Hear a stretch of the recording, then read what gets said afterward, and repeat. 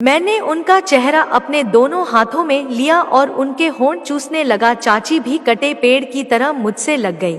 आग दोनों तरफ बराबर लगी हुई थी। चाची भी मेरा पूरा साथ दे रही थी। हमारा ये चुंबन लगभग 2 मिनट तक चला होगा। मैंने चाची को बेड पर सीधा लिटा दिया और उनके ऊपर चढ़ गया। चाची ने भी अपनी बाहों को फैलाकर खुद को समर्पित कर दिया। मैंने उनकी कुर्ती को ऊपर किया तो चाची ने कमर उठाकर अपनी कुर्ती को ऊपर निकल जाने दिया और हाथ उठाकर कुर्ती को निकल जाने दिया। कुर्ती के निकलते ही चाची के संतरे सफेद रंग की ब्रा में कसे हुए सामने दिखने लगे। चाची के जिस्म की प्यास नहीं बुझती थी। मेरी नजर भी थी चाची के गर्म जिस्म पर। दोस्तों, मेरा नाम वीर है। मैं राजस्थान का रहने वाला हूँ। मैंने अपनी पड़ोसन चाची को अपना शिकार बनाया। ये आपके साथ साझा करने जा रहा हूँ। ये चाची की ठुकाई कहानी आज से 1 महीने पहले की है। मेरे पड़ोस में एक परिवार जिसमें मेरे चाचा राहुल और चाची संजू और उनका 2 साल का लड़का रहते हैं। मेरी चाची का फिगर बहुत ही कातिल है। उनके संतरे का साइज 38 इंच और उनकी तरबूज बहुत बड़ी है। मैं जब भी चाची को देखता था तो मेरा पप्पू खड़ा हो जाता था। मेरा क्या, पूरे कॉलोनी वालों का यही हाल था। राहुल चाचा एक मल्टीनेशनल कंपनी में काम करते थे। वो बाहर दूसरे शहर में रहते थे। संजू चाची का मेरे घर पर अक्सर आना जाना होता था। मैं हमेशा ही चाची को ठोकने की फिराक में रहता था, मगर मुझे कोई मौका नहीं मिल रहा था। पर वो कहते हैं ना कि जिस चीज को आप दिल से चाहो वो आपको मिल ही जाती है। एक दिन दोपहर में मैं पढ़ रहा था, तभी मेरे पास राहुल अंकल का कॉल आया।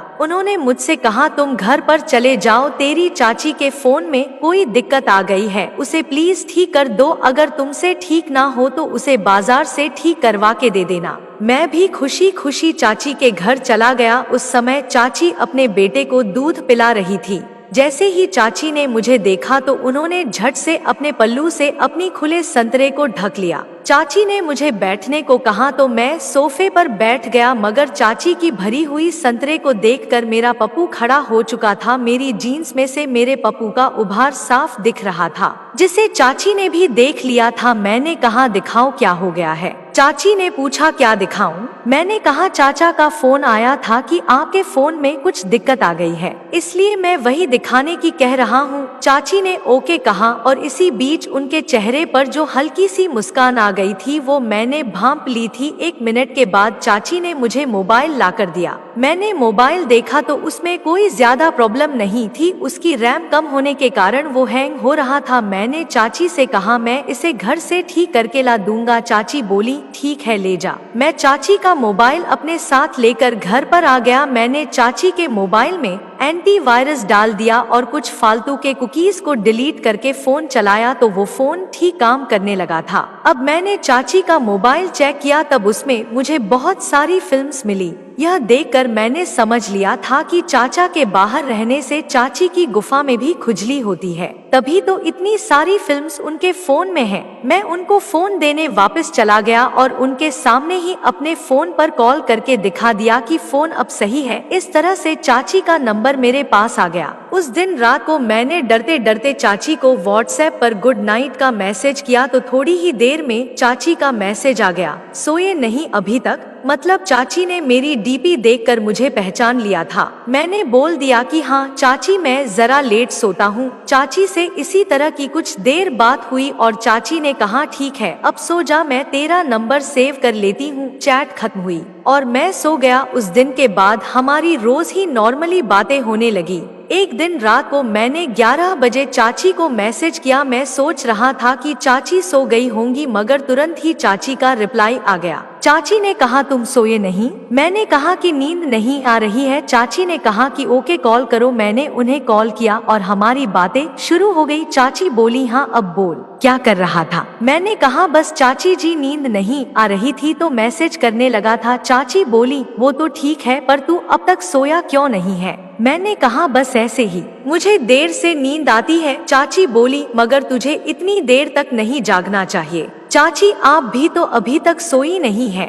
वो मुझे नींद नहीं आ रही थी। मैंने चुटकी ली। चाचा की याद आ रही है क्या? चाची हंसकर बोली, नहीं रे, तो क्या बात है? बस ऐसे ही कुछ प्रॉब्लम है। आप मुझे अपनी बात बता सकती हो? क्या प्रॉब्लम है? चाची, मैं किसी को कुछ नहीं बताऊंगा। मैं तुम पर भरोसा कर सकती हूँ क्या? अगर भरोसा नहीं है तो आप कॉल काट सकती हो। चाची, भरोसा है तभी तो बता रही हूँ कि तेरे चाचा मुझे बिल्कुल भी टाइम नहीं देते। मैं कब से तुमसे यही बात करना चाहती थी, पर तुम बात ही बहुत कम करते हो। मैं तो आपकी सेवा में हरदम तैयार हूँ, बस आप हुक्म दो, मैं आपके लिए कुछ भी कर सकता हूँ। चाची, मुझे घुमा फिराकर बात नहीं करनी आती, मैं सीधा बोल रही हूँ। मैं तुझे पसंद करती हूँ और तुझसे प्यार करती हूँ। अगर तुम भी मुझसे प्यार करते हो तो अभी छत पर आ जाओ, मैं ऊपर वाले कमरे में ही हूँ। ये बोलकर चाची ने फोन काट दिया। मैं जिसको रोज याद करके मारता था, आज उसी ने मुझे सामने से प्रपोज कर दिया। मैं भी छत वाले कमरे में ही सोता हूँ, तो मुझे दीवार कूदकर उनके कमरे में जाने में सिर्फ 1 मिनट लगा। जब मैंने दरवाजे पर धक्का लगाया तो वो खुला हुआ ही था। मैंने अंदर आते ही दरवाजा बंद कर दिया। चाची बिस्तर पर चित लेटी हुई थी और उनका बेटा साथ में लगे हुए छोटे बेड पर सो रहा था। चाची के पास जाते ही मैंने चाची का हाथ पकड़कर उन्हें आई लव यू बोल दिया। चाची ने भी आई लव यू टू बोलकर मुझे गले से लगा लिया। मैं समझ चुका था कि वीर बेटे आज चाची गुफा ठोकने को जरूर मिलेगी। मैंने बिस्तर पर बैठते हुए उनकी आंखों में झांका तो चाची ने भी मुझे नजर भर कर देखा। मैंने उनका चेहरा अपने दोनों हाथों में लिया और उनके होंठ चूसने लगा। चाची भी कटे पेड़ की तरह मुझसे लग गई।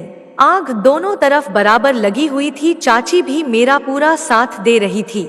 हमारा ये चुंबन लगभग 2 मिनट तक चला होगा। मैंने चाची को बेड पर सीधा लिटा दिया और उनके ऊपर चढ़ गया। चाची ने भी अपनी बाहों को फैलाकर खुद को समर्पित कर दिया। मैंने उनकी कुर्ती को ऊपर किया तो चाची ने कमर उठाकर अपनी कुर्ती को ऊपर निकल जाने दिया और हाथ उठाकर कुर्ती को निकल जाने दिया। कुर्ती के निकलते ही चाची के संतरे सफेद रंग की ब्रा में कसे हुए सामने दिखने लगे। छोटी सी सफेद ब्रा में चाची के संतरे लगभग खुली पड़ी थी।